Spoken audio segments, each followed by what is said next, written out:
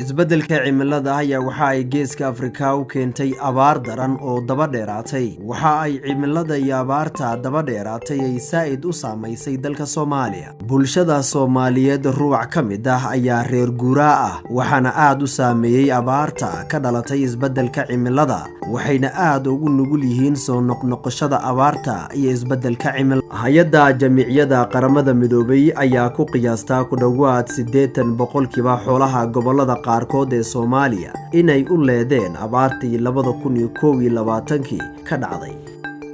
reer guraaga sida qoyska Maxamuud gabi ahaan waxay noloshoodu ku tiirsan tahay xoolaha iyo wixii ka soo baxo.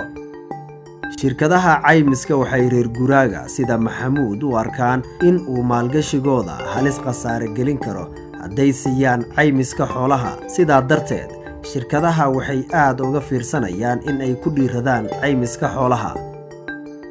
xoolo goyntii iyo aduudsiintii dhaqanka ahaydna waayada waa si yaraanaysa, waxaana caddaatay in aysan bulshada xoolaha ka dhammaadaan aysan ku filnayn. xoolo la'aanta waxa ay qoysaska ka dhigtaa sabool, waxa ayna barakiciyeen tiro badan oo Soomaali ah. saamaynta dhaqaaluhu waa musiibo. caymiska xoolaha ee ku salaysan cabirka halbeegyada sida roobka iyo daaqa waa gaashaan dhaqaale oo reer guuraaga lagaga yareynayo waxyeelada abaaraha daran ee soo noqnoqda. caymiska xoolaha wuxuu isticmaalayaa teknoolajiyadda satellite-ka si dadka iyo xoolo dhaqatadaba looga badbaadiyo xoolo dhaqatada abaaraha soo noqnoqda iyo yaraanta daaq la'aanta. sidee buu u shaqeeyaa caymiska xoolaha? caymiska xoolaha ku salaysan halbeega wuxuu isticmaalaa dayax gacmeed kaas oo cabira 10 cisho kastaba daaqa dhulka ku yaala. dayax gacmeedka markuu dhulka cabiro wuxuu soo saaraa qariirado oo midabo kala duwan leh. qariirada midba cagaaran wuxuu tilmaamaa in meeshaas daaq fiican leedahay. qariirada midabka midowga ahna waxay tilmaamaysaa abaar.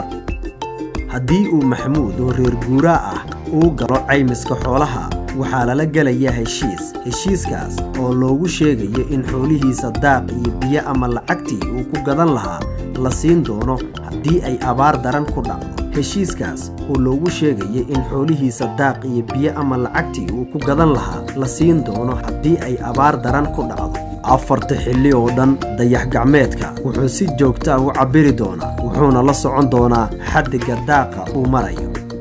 haddii dayax gacmeedka uu sheego abaar ama qariirad madow, micnaheedu waa daaq la'aan. Maxamuud iyo qoyskiisana waxay helayaan lacag oo ay ku iibsadaan daaq, biyo iyo raashinka qoyska cuni lahaa. caymiska xoolaha ee ku salaysan halbeega wuxuu gargaar degdeg ah siiyaa reer guuraaga, wuxuuna xoolaha badbaadiyaa inta aysan abaarta waxyeeleen. caymiska xoolaha halbeega ku salaysan wuxuu waafaqsan yahay shareecada Islaamka, wuxuuna ku fadhiyaa fikirka takaaful oo amaana iyo muraabaxa ku qotomo.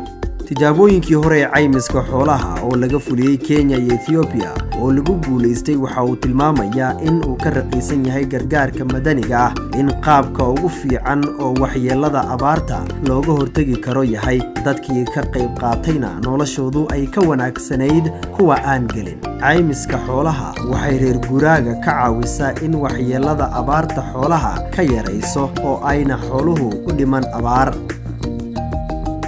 wixii xog dheeraada fadlan booqo website-keena.